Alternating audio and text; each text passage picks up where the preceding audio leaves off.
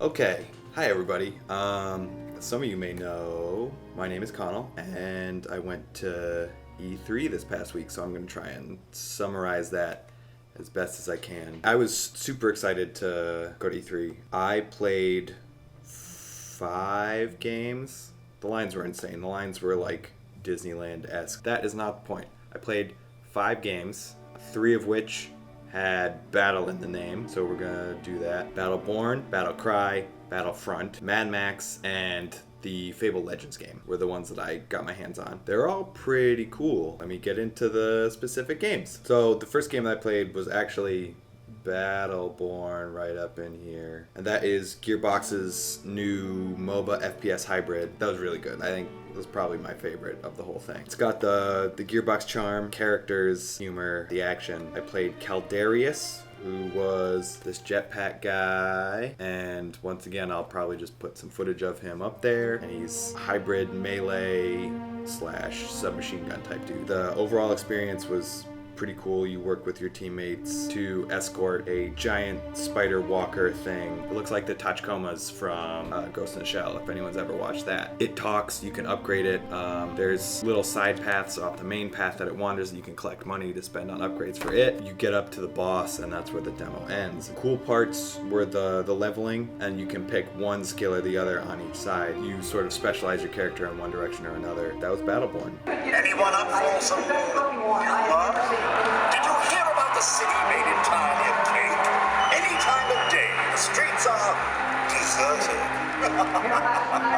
So the next game I hit up was Battlecry, which is Bethesda's MOBA TF2 shooter. You have like a British steampunk team and like an Asian steampunk team. There you go. So that's my poor description of it. It's class-based, but each class has 3 abilities, much like traditional MOBAs. It's third-person shooter with melee classes mixed in. Each of these characters also has built-in movement upgrades, like you can grapple across the maps and you can double jump dodge stuff. The game, it was pretty exciting. We had a close match. We won by like 50 points, which is small for that game, I guess.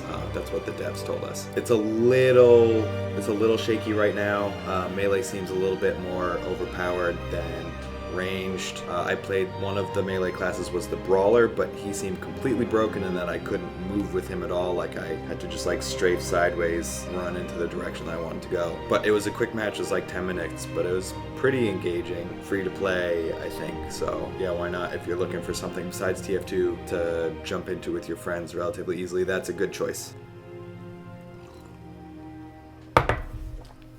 Star Wars Battlefront. I know a lot of people are super excited about that. The demo at E3 was co-op only, and it was me and a total stranger facing off against 6 waves of stormtroopers or something like that. So what was different this time was that you sort of pick loadouts instead of classes. Like in the original Battlefront, you have like the soldier and the engineer, but this one you just sort of pick weapons and like skills, and that's how you build your class, not established preset classes. This, you pick your own weapons and special abilities. It has a new protection system, sort of capture points, and when you capture a point, it'll give you like ultimate rewards. It'll give you ultimate rewards. Like I got one that was an orbital strike that I'm sure everyone saw in the multiplayer trailer that they showed. You share lives, much like in GTA Online, and so if you die too many times and your partner doesn't die, he's gonna get pissed off at you because you wasted all your lives. The graphics are super clean.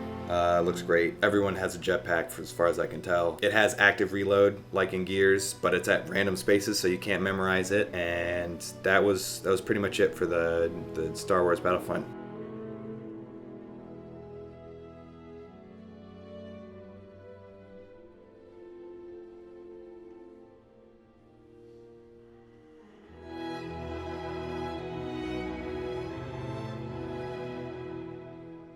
So now that I've done with all the battle-based games, so I went into Mad Max, sat in on that. I watched, actually sitting in allowed me to see both of the demos that they showed. They had one car-based mission and one ground combat-based mission. So I guess I'll start with the ground combat. It's pretty straightforward. It looks like Batman with counters and combos, and you get finisher moves. And there's a little bit of like loot scrounging in each base, and so that was not super exciting. Like it's pretty standard fare. The car combat, though, was much more interesting. Max Landising right now. So the car was much more in depth. It has front, back, side, all around combat. You got your shotgun. You got a shotgun. You got a flamethrower. You got a harpoon gun.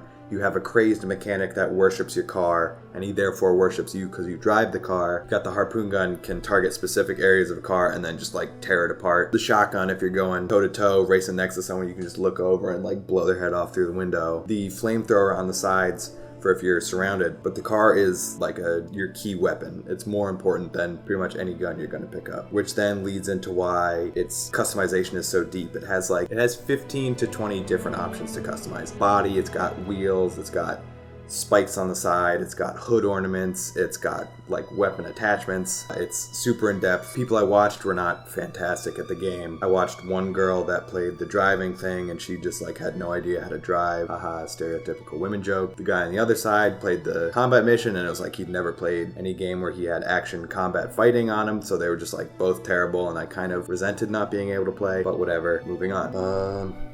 Shit. So last game I've played was Fable Legends, and that is the asymmetrical multiplayer MOBA / Dungeon Master Simulator. You have two teams. One is the heroes, that's 4 characters. You know, you got your standard like DPS, support healers, tank guys, ranged fighters. The villain, he's sort of watching over the whole battle from the sky and commanding hordes of NPC enemies. So the villain tries to take down the heroes by using their specific skills as they advance through an environment. I played the heroes. I was Malice the tank. He's got a shield. He's relatively slow and chunky. His gimmick is that when he kills dudes, he resurrects their souls to come fight with him as like demonic hell beasts that have glowing fire eyes and are made of ash. He was like a decent tank. I thought the minions were sort of a holdback because all of his abilities are dependent on having minions. And so if your teammates kill all the other guys before you get a kill, then you're kind of like stuck there just by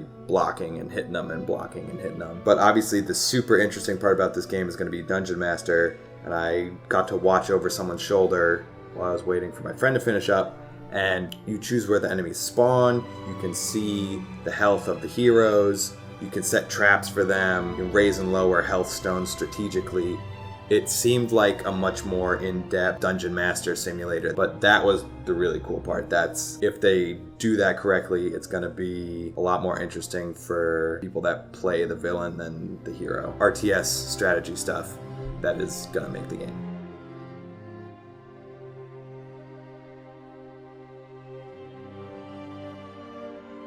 Why did the idiot put grape jelly in the Chrysler's Corvega? He thought the door was ajar. Get it? Door was ajar? Alright, so I guess to summarize, I played 3 MOBAs, an action game, and a first-person shooter. So the theme of E3 was just MOBA-ification of everything. There were hybrid MOBAs, there were straight-up MOBAs, Smite was there. MOBAs are everywhere this year. They're coming for you. If you don't play MOBAs, they're gonna get you. E3 was really fucking cool, and I would love to do it again. Heads up for MOBAs. I'm terrible at vlogging, so cheers. Alright. Thanks, bye! You hear the one about the Zax computer who got angry? Oh yes, it's true. Someone kept pushing his buttons.